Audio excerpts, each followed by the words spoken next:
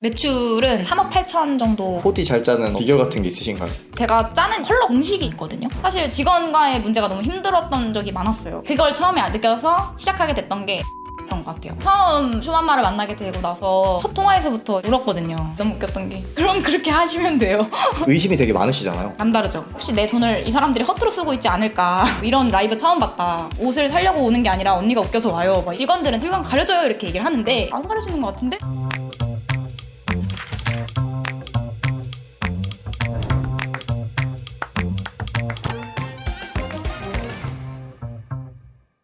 안녕하세요. 저는 언더라임 쇼핑몰을 운영하고 있는 황예은입니다. 처음에 주얼리 쇼핑몰로 시작을 했다가 의류 쇼핑몰로 넘어와서 총 11년째 운영을 하고 있고요. 처음에 액세서리로 시작을 하다 보니까 자연스럽게 고객층이 조금 쌓여서 의류 쇼핑몰까지 이어지게 되었습니다. 매출은 어느 정도 나오는지 알 수 있을까요? 매출은 3억 정도 이번 달은 아마 마감하는 걸로 알고 있고 30일 기준으로는 3억 8천 정도 찍혀 있는 걸 어제 보고 오긴 했습니다. 10년 동안 운영하시면서 자사몰 기준으로 최고 매출을 달성을 하셨는데 매출을 그렇게 올릴 수 있었던 비결이 있으세요? 우선은 사업을 하면서 항상 힘들었던 시기가 좋았던 시기보다 더 많았었거든요. 마진 설정에 대한 오류, 그리고 모든 걸 내가 해야 한다라는 것에 오는 책임감에 대한 번아웃. 우선 마진 설정을 먼저 다시 잘 잡았고 광고를 시작하게 됐던 것도 컸던 것 같고, 세 번째로는 저는 ENTP입니다. 제가 쇼핑몰을 오래 하면서 한 번도 가지지 않았던 의문점이 사람들이 뭘 좋아하는지에 대한 관심이 사실 없었어요. 저의 MBTI 특징이기도 하지만 다른 사람에게 딱히 관심이 없거든요. 그래서 내가 옷을 팔고 있지만 단순히 내가 보기에 예쁘고 내가 좋아서 파는 옷이었지 다른 사람들이 어떤 옷을 좋아하는지에 대한 생각을 해본 적이 없었던 거예요. 사업이 너무 힘들어졌을 때 처음부터 다시 한번 시작해보자라는 마음으로 시작하게 되면서 첫 번째로 가장 했던 일이 다른 사람들이 어떤 옷을 입는지였던 것 같아요. 저희 쇼핑몰이 처음에 잘 됐었을 때도 항상 많이 들렸던 얘기가 니네 쇼핑몰 옷은 마른 사람만 입을 수 있어, 이 말이었거든요. 근데 저는 사실 그때 그 얘기를 들어도 공감을 하지 못했어요. 그냥 예쁘면 그만이지 마른 사람이 입으면 뭐 그게 뭐 중요한가? 그냥 예쁘면 장땡이지, 이렇게 판매를 했다가 언제부턴가 저도 살이 찌기 시작하면서 주변을 돌아보는데 편하지만 예쁘고 어느 정도 포인트가 되는 옷들만 입고 있는 거예요. 그래서 내가 파는 옷을 사실 언제부턴가 저도 손이 안 가기 시작해요. 나조차도 손이 안 가는데 다른 사람들이 과연 우리 옷을 살까? 라는 생각에서부터 이제 사람들이 많은 거리로 막 나가기 시작해서 하루는 그냥 앉아서 막 봤어요. 어떤 옷을 입는지, 사람들이 어떤 추리닝을 입고 어떤 컬러를 조합하고 어떤 느낌으로 많이 입는지를 보기 시작하는데 한 명도 달라붙는 옷을 입는 사람이 없는 거예요. 편하게 입을 수 있고 티셔츠를 입어도 군살이 부각되지 않는 티셔츠, 그리고 파임이 가하지 않는 그런 옷들 위주로 사입하는 방향을 완전 바꾸기 시작했던 것 같아요.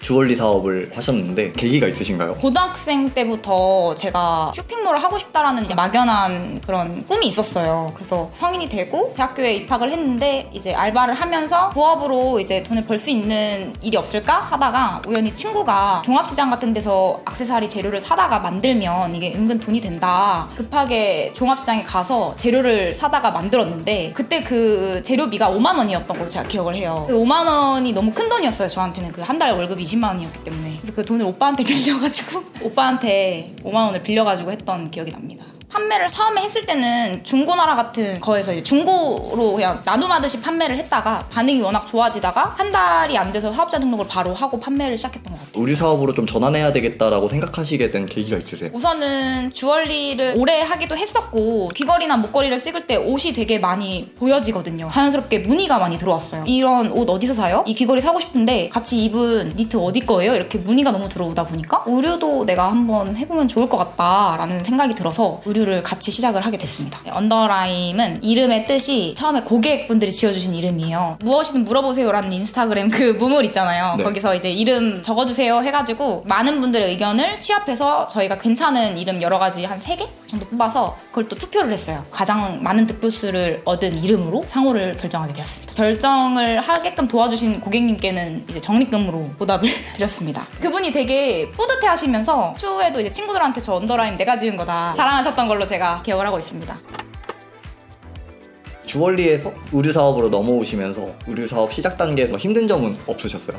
우선은 주얼리는 사실 촬영하는데 이런 테이블만 있으면 되거든요. 올려놓고서 자연광에 촬영을 하면 되거나 집에서 그냥 흰 벽지 앞에서 찍어서 올리거나. 근데 의류는 너무 많은 장소와 너무 많은 코디와 너무 많은 공간이 필요한 거예요. 그리고 주얼리보다 훨씬 더 많은 인력이 들어가야 되는 일이다 보니까 그게 조금 많이 힘들었던 것 같아요. 저는 언더라임이 촬영을 되게 잘한다라고 생각을 하거든요. 저는 진짜 처음에 너무 사진을 못 찍어서 처음에 주얼리 찍을 때 형광등 아래에서 이런 테이블 위에 도화지를 놓고 찍었었거든요. 근데 너무 제가 생각하는 그 감성이 안 나오는 거예요. 그래서 너무 스트레스를 받아서 그거를 막 공간을 집에서 이동하면서 막 찍기 시작했어요. 그러다가 밤이 샌 거예요. 근데 갑자기 불이 다 꺼진 집에 해가 들어오기 시작하는데 그 자연광에 나오는 그 주얼리 사진이 너무 예뻐지는 거예요. 그때 제가 처음으로 깨달았던 게 모든 조명을 끈 상태에서 자연광이 들어올 때 찍은 사진이 가장 감성적이라는 거를 그때 처음 깨달았던 것 같아요. 그 이후로는 쭉 그 환경을 유지해서 촬영을 하게 되었고 그게 의류에서도 똑같이 이어졌던 것 같아요. 우리 촬영에 있어서 이런 거는 되게 중요하게 생각한다 하시는 포인트들이 있을까요? 고객이 쇼핑몰에서 볼 때랑 실제로 입었을 때 핏이 거의 비슷해야 된다고 생각을 하거든요. 그리고 두 번째로는 옷의 테 하나하나를 되게 신경을 많이 쓰고 있어요. 셔츠가 약간만 돌아가도 이런 걸 좀 예민하게 생각해서 다시 예쁘게 핏을 잡는다거나 셔츠에 이거를 열었을 때 예쁜지 닫았을 때 예쁜지까지 계산을 하거나 그런 좀 디테일을 좀 더 살리려고 노력을 하고 있고 그리고 장소가 주는 힘이 되게 크다고 생각을 하거든요. 같은 장소여도 다르게 찍을 수 있는 방법들을 많이 연구했던 것 같아요.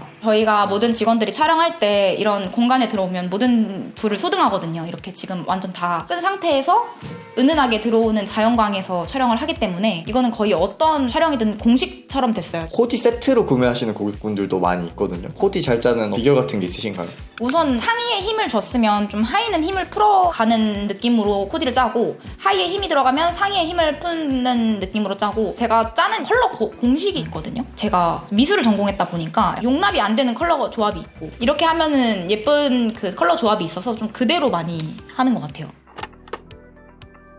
사업하시면서 힘드셨던 점을 말씀을 주셨는데 어떻게 극복하시는 것 같으세요? 초기에는 손해보는 거에 대한 두려움이 너무 컸거든요. 작은 리스크 하나를 감당을 하기가 되게 어려운 성향이었어요. 그래서 광고비라든지 플랫폼 수수료 같은 면에서 지출하는 거에 대한 부담이 너무 컸고 마진율에 대해서 오는 수익적인 부분들이 미흡했거나 좀 힘들었던 시기가 그때가 많았던 것 같아요. 매출은 계속 잘 나오는데 남는 게 너무 없다고 느껴졌을 때 가끔 세금 신고하고 나면 허탈하고 그런 우울감, 상실감 이런 게 되게 컸던 것 같고 그리고 이제 직원 급여가 나가야 되는데 자금이 너무 부족해서 제가 모았던 적금을 깨서 월급을 줄 때가 너무 힘들었어요. 분명히 난 잘 되고 있고 열심히 하고 있는데 환경이 나아지지 않는다는 걸 느꼈을 때 그때가 너무 예민했던 시기였던 것 같아요. 극복하시게 된 방법이나 그런 게 있으실까요? 마진 설정에 대한 부분들을 비싸게 팔기만 할 게 아니라 애초에 절감된 원가를 가지고 올 수 있는 방법을 연구해보자라는 생각이 첫 번째로 컸던 것 같고 근데 대신 질이 떨어지면 손님들은 그걸 대번 알 수밖에 없다고 생각을 해서 저렴한 원단이 아닌 좀 고급스러운 원단이어도 단가가 좀 저렴한 것들 위주로 실제로 꼭 저는 보고 사입을 했던 것 같아요. 동대문에 직접 가서 이 돈을 주고 내가 이걸 샀을 때 만족할 수 있는지에 대한 게 1순위였고 두 번째로는 사실 직원과의 문제가 너무 힘들었던 적이 많았어요. 다 모든 일에 관여를 해야 하는 성향이다 보니까 이 부분을 좀 고치려고 직원들을 좀 믿고 맡기려고 했던 것들이 그러려면 시스템이 있어야 된다고 생각을 했어요. 그걸 처음에 느껴서 시작하게 됐던 게 회의였던 것 같아요. 한 주 동안 업무를 하는 것 중에서 힘들었던 점은 없는지 일이 너무 많다면 그 일을 줄여야 하는 이유는 무엇인지 일을 줄였을 때 얼마나 현재 하고 있는 일을 잘할 수 있는지에 대한 얘기를 좀 편하게 나눴던 것 같아요. 그렇게 하면서 시스템도 갖춰지기 시작하고 직원들이랑도 편하게 얘기를 주고받을 수 있는 관계가 되기 시작했던 것 같아요. 이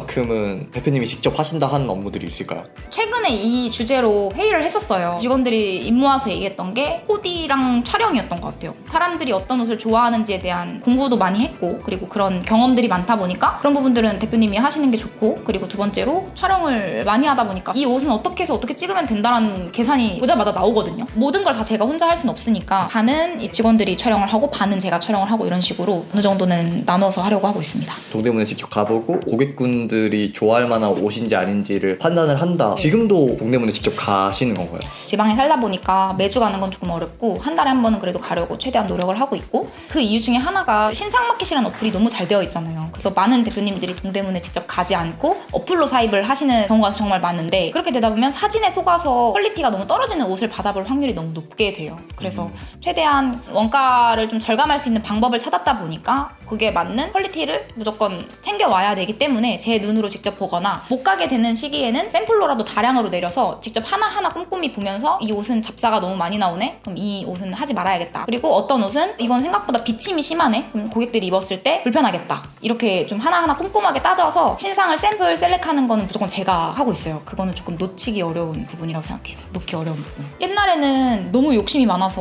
모든 층을 다 돌고 아침 8시까지 8시간 동안 사입을 했던 적도 있었어요. 이제는 좀 리스트업을 하되 모든 옷을 다 보려고 하고 있어요. 주거래처라거나 아니면 신상을 보고 혹시라도 이거 너무 저렴하고 예쁘다. 근데 실제로 봤을 땐 어떻지? 하고 직접 가서 보는 경우가 많아요. 주얼리 사업에서 넘어오셨는데 우리를 좋아하셔서 좀 시작하시게 된 것도 있으신가요? 중고나라에서 이제 제가 입던 옷을 그렇게 잘 팔았거든요. 랜덤 박스라고 해서 하나하나 올리기가 어려울 때는 묶어서 판매를 했었는데 생각보다 그 랜덤 박스가 가격 대비 퀄리티가 너무 좋아가지고 좀 사려는 사람들이 좀 줄을 잃었던 경험이 있었어요. 중학생이었고 분명하면 상태 어때요? 이거 뭐 하자 있나요? 이런 얘기를 답변을 해야 되니까 그게 좀 귀찮아서 그러니까 이거를 저희가 사도 절대 후회하지 않을 거야 라는 말을 썼고 그리고 환불도 해줬어요. 실제로 구매한 사람들이 후기를 많이 써주셨어요. 내가 사봤는데 괜찮더라. 네, 그러면은 또 자연스럽게 다른 친한 친구들이 구매를 하게 되고 중학생 친구들이 그렇게 팔았던 것 같아요. 그러면 학창시절 때 얘기가 나와서 혹시 공부는 잘 하셨나요? 중간 정도였던 것 같은데 중상위도 아니고 그냥 중간에서 가끔 못하면 중하위? 그랬던 것 같아요. 그러면 사업이랑 공부랑 어느 정도 상관관계가 있다고 보세요? 처음 사업을 시작했을 때는 전혀 없다고 생각을 했거든요. 감각적인 부분이 너무 중요하다고 생각을 해서 아무리 계산적이고 공부를 잘하는 친구여도 이 세상의 사람들이 어떤 걸 좋아하는지에 대한 관심이 없고 그런 사람들은 사업을 했을 때 훨씬 잘 될 수 있는 확률이 떨어진다고 생각을 했어요. 근데 어느 정도 사업을 하고 나서 보니까 계산적인 것도 있어야 되고 마진을 계산할 때 오는 것들 그리고 리스크를 해결하기 위한 방법들을 좀 체계적으로 잡아 나가야 되는 일들이 있잖아요. 완전 문과여가지고 그래서 그게 너무 어려웠어요. 그래서 거기서 좀 씁쓸했던 것 같아요. 나는 너무 감각만 있다. 그래서 공부를 되게 많이 하고 유튜브도 진짜 많이 찾아보고 GPT랑 계속 이제 물어봐요. 지금 내 마진에 대해 계산해줘. 사업을 오래 하시면서 이런 대표님들이 잘 하시는 것 같다라고 느끼시는 공통적인 부분들이 있으실까요? 가장 큰 거는 감으로만 사업하지 않는다. 단순히 내가 안 돼서 힘들어하는 거에 그치지 않고 어떻게 하면 같은 시간을 쓰더라도 더 효율적으로 이 일을 할 수 있을까에 대한 의문을 던지는 대표님들이 더 빠르게 성장한다고 생각을 하거든요. 잘 안 될 때는 그냥 막 끌고 가기보다는 빠르게 방법을 바꿔서 다른 나에게 맞는 방법을 찾아가지고 운영을 하시는 것도 좋은 것 같고 마지막으로는 이제 변화를 좀 두려워하지 않았으면 좋겠다. 쇼핑몰을 운영하다 보면 변화해야 할 일들이 너무 많아요. 사이즈가 커지기 시작하면서 운영하는 것들이 커지고 직원들도 늘어나고 하면서 자기가 원래는 이 방법을 고수를 했는데 그걸로 쭉 가게 되면 비효율적인 상황이 너무 많이 발생을 하다 보니까 변화를 해야 되는 일을 좀 더 적극적으로 받아들이는 게 좋은 자세지 않을까라는 생각을 합니다. 최근에 플랫폼도 옥점에 있으시다가 회점 처리를 하셨는데 처음에 제가 정말 많은 고민을 했어요. 이 수수료가 일단 너무 많았고 내가 광고를 잘해서 매출액이 발생을 하는 건지 그냥 단순히 옷을 보고 우리 쇼핑몰에서 구매를 하는 건지에 대한 질문을 던졌을 때 확답을 내리기가 너무 어려운 거예요. 어느 날 다른 대표님이 회점을 했는데 크게 매출이 변동되지 않는 것 같다. 이사님한테도 계속 전화해가지고 이거 퇴점할까요 말까요? 그 통화가 기억이 나는 건 데이터를 말씀을 주셔가지고 이 데이터면 무조건 해도 되겠다 확신이 들어서 말씀을 드렸던 것 같아요. 그러면은 다사모몰에서 변화가 어느 정도 일어나셨나요? 2배 가까이 오른 것 같아요. 플랫폼에서 내가 가지고 오는 고객이 많으면은 플랫폼을 유지하는 게 좋고 뺏기는 고객이 많으면 나오는 게 더 좋다라고 판단을 하거든요. 그 다음에 내가 카테고리 랭킹에 차트인을 시킬 수 있는지 없는지가 너무 중요한 것 같아요. 쇼맘마는 어떻게 알게 되셨나요? 예전에 초창기에 SNS 광고를 통해서 접했고요. 쇼핑몰만 마케팅한다. 그 마케팅 이미지가 되게 좀 인상 깊었던 것 같아요. 여기 되게 신선하다. 어떻게 이런 게 광고를 하지? 라는 생각에 저도 모르게 이제 이끌려서 들어갔던 경험이 있었는데 나중에 해보자 하고 넘겼었다가 칼럼 이런 거를 보게 돼요. 그래서 여기는 진짜 좀 전문적이어 보이긴 한다 해서 한번 미팅을 시도를 했었는데 초기에 대행료적인 부분들이 저는 광고를 많이 집행을 안 했다 버릇하니까 저에게는 조금 부담스럽게 느껴졌던 것 같아요. 그런 마음으로 대행사분들과 미팅을 하게 되니까 귀에 안 들어오는 거예요. 의심도 많고 해서 그때도 할까 하다가 안 하게 됐었고 그러다가 어느 날 이제 다른 쇼핑몰을 운영하시는 대표님한테 추천을 받게 돼요. 그 얘기를 들었는데 약간의 마음이 열렸었으나 조금 걱정은 있었거든요. 광고비 저기 부분에서 많이 써가지고 내가 지금 한 달 한 달이 힘든데 또 힘들어지면 어떡하지? 걱정을 했었는데 후불제라는 거예요. 후불이면 성과가 나고 결제를 해도 부담이 없겠다. 사실 그게 가장 크게 와닿았던 것 같고 그렇게 해서 시작을 하게 됐던 것 같아요. 제가 처음 쇼맘마를 만나게 되고 나서 이사님이 그때 당시 팀장님이셨던 시절에 첫 통화에서부터 울었거든요. 워라벨 없이 달려왔는데 내가 너무 힘들다. 이 사업을 이제 그만해야 될 때가 온 것 같은데 열심히 하고 싶은데 방향을 잡지를 못하겠다. 그래서 어떻게 해야 할지를 알려달라 달라. 제가 그때 그 통화에서 기억에 남는 거는 어떻게 하면 잘하는지 알아요. 제가 막 울면서 저 다 알아요. 쇼핑몰 잘 되는 방법 알아요. 사진 열심히 찍고 사입 잘하고 뭐 하고 소통하고 막 인스타 라이브 하고 하면 돼요. 이렇게 했는데 답변하셨던 말이 너무 웃겼던 게 그럼 그렇게 하시면 돼요. 근데 할 말이 너무 없는 거예요. 처음에는 조금 되게 딱딱하시다라고 생각했는데 그렇기 때문에 오히려 더 많은 광고주분들이랑 더 이성적이고 객관적으로 시각을 바라보는 분이라는 걸 나중에서야 좀 깨달았던 것 같아요. 저는 매출 올라올 것 같았어요. 사진을 잘 찍으세요. 그리고 사입 셀렉을 이미 그때부터 잘 하셨어요. 그래서 광고 관리만 똑바로 되면 여기는 매출 올라오겠다 라고 생각을 했어요. 그러다 보니까 그럼 그대로 하시면 될 것 같아요. 저는 매출 올라올 것 같습니다 로 말씀을 드렸던 것 같거든요. 그러면 지금 쇼맘마 만족도는 어떻게 되시나요? 처음에 그 광고를 떴을 때 시작했었으면 초대박이 나지 않았을까. 광고에 대한 중요성을 정말 뼈저리게 느꼈던 것 같아요. 근데 그거를 이 정도로 신경을 많이 써주시는 대행사를 만나는 건 되게 어려운 일이라고 생각이 들었어요. 쇼핑몰을 창업을 결정을 하셨거나 하고 계시다면 사실 저와 같은 문제나 상황이 무조건 한 번쯤 온다고 생각을 하거든요. 마진에 대한 일이라던가 아니면 너무 열심히 하고 있는데 그만큼 성과가 나지 않는 걸 경험을 했을 때 오는 번아웃이나 괴리감이 굉장히 크다고 생각을 해요. 누구나. 그거를 그래도 조금 더 내가 생각한 성과에 도달할 수 있는 방법은 광고라고 생각을 하거든요. 어차피 대행사를 써야 한다면 쇼맘마가 낫지 않을까. 의심이 되게 많으시잖아요. 남다르죠. 초기에 제가 혹시 내 돈을 이 사람들이 허투루 쓰고 있지 않을까 내 광고비 지금 나가고 있지 않을까 하면서 보지도 못하는 광고 성과를 들어가가지고 빠졌던 적이 있었어요. 단톡방에서 혼자 캡처해가지고 이거는 왜 껐냐, 이거 지금 이 정도 나오고 있는데 갑자기 오프한 이유에 대해서 알려주실 수 있을까요? 이런 거에 대해서 물어봤을 때 성의 있고 길게 답변이 오셨었어요. 이거는 이래서 이랬고 이거는 이렇게 판단을 했다. 답변을 받고 나서부터, 그리고 그만큼 성과가 너무 잘 나오기도 했었고, 그래서 그냥 믿고 맡기자 하고 나서부터는 사실 잘 안 보게 되더라고요. 그냥 믿고 맡기고 있습니다. 다른 광고 회사들이랑 가장 큰 차이점을 꼽는다라고 하면 어떤 게 있는 거예요? 피드백이 이제 너무 빠르다. 사실 새벽에 빨리 소재를 전달해야 되는 일들이 많은데 새벽 한 2시였나? 그때 제가 소재를 전달드렸던 적이 있는데 답장이 진짜 엄청 빨리 오시는 거예요. 네 알겠습니다. 이렇게 마치 기다리시는 것처럼 대기조처럼 이렇게 답장을 해주시니까 신기하다. 지금까지 썼던 어떤 광고 대행사랑 정말 많이 다르구나. 대응이 확실히 다르고, 광고는 되게 대응이 중요하다고 저도 생각을 하거든요. 상품을 돌렸을 때 그게 성과가 안 나오면 그만큼 빨리 끄기도 해야 하고, 대응이 잘 나오면 광고비를 증액을 해야 하는 상황들이 너무 많은데 그거를 되게 대응을 잘 해주신다는 것부터가 좀 다른 곳들과 차별점이 아닐까. 그리고 소통이 잘 된다는 게 되게 큰 장점이라고 생각했습니다. 나방에 대한 얘기도 한번 해보겠습니다. 처음에는 경매로 시작을 했거든요. 지금은 기획전까지 하고 있는데 사실 이따가도 라이브가 있거든요. 한 시즌당 여름 재고나 뭐 봄 재고 이런 게 쌓이면서 이거를 처분을 하고 싶은데 처분이 안 될 때가 너무 많은 거예요. 그래서 이거를 라이브에서 한번 팔아보자. 대신 엄청 싸게 팔아보자. 왜냐면 현금 순환이 중요하니까, 사업에 있어서 리스크 지는 걸 정말 싫어해서. 그래서 이거를 팔기 시작했는데 그 라이브가 사람들한테 너무 재미로 다가왔나 봐요. 15,000원에 팔려고 한 건데 2만 원이 되네. 손님들 댓글로 내가 살 거야 이러면서. 그렇게 해서 경매로 처음에 시작을 했다가 생각보다 하나 파는데 시간이 너무 오래 걸리고, 두 번째로 손님들끼리 좀 언쟁이 생기기 시작해요. 내가 먼저 말했는데 왜 저 사람이 당첨이 됐냐. 그리고 라이브 방송이 종료했을 때 저를 좋아해 주시는 고객님들한테 연락이 와서 언니 제가 그때 먼저 말했는데 왜 그분한테 판매가 된 거냐 DM이 오니까 많은 분들을 만족을 시킬 수 없겠구나 라는 생각이 들어서 그때부터는 가장 빠르게 불러주시는 분에게 판매를 하기 시작했어요. 그 와중에서도 안 팔리는 제품들이 있었어요. 아무리 싸게 10,000원 이렇게 해도 조용해요. 렉 걸린 거냐고 막 물어봐요. 근데도 조용해요. 그러면은